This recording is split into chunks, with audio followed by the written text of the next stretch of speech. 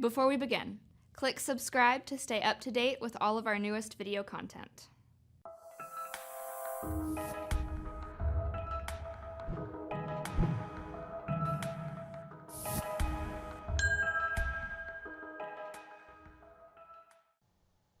This is Sherry Bleho. The knowledge tip from CS3 today is customizing lookups in Sage 100. This is a favorite of mine. This technology tip is going to center around the magnifying glass. And although I'm on the customer maintenance screen, this tip applies throughout the Sage 100 product anywhere that you see this magnifying glass. When you click on it, of course, it brings up the entire customer list so that you can pick the account you're wanting to work with. It has the default columns that come baked into the product. It also shows all the customers in your system. However, if I'm the AR clerk that's responsible for only select accounts, the ones that say Bleho in the sort field, this may leave me with pages and pages of accounts that do not apply to me. So I want my lookup to change to include only my accounts and also some additional columns that will help me with my day-to-day tasks. I accomplish this by clicking on the Custom button.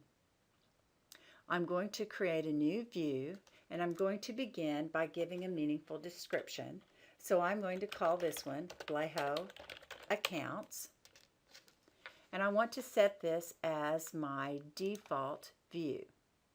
I then click Next, and here's the list of the columns that Sage provided initially. Now I want to add a couple more. I want to include city and state. I move those over just by double clicking. And then I want zip code to group down here with these other two address fields. So I'm going to slide that down by clicking this up and down button. And in addition to this data in my job, it's really important for me to have credit hold and credit limit. Since the sort field is always going to show Bleho, I'm going to move it down to the bottom also. Again, just by clicking the down button. Now that I have all my columns selected, I'm going to go to the next step by clicking the next button, and this is where I'm going to select just the accounts that belong to me.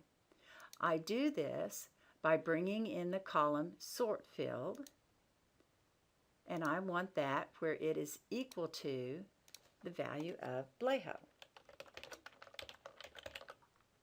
I then click Finish, and now you can see my list is shortened. There's city, state, zip code. I can easily see now who's on credit hold and what their credit limits are. And you can see it just brought in the ones called Bleho. That's it. Quick and simple. Was this video helpful? Click subscribe to see more videos like this one.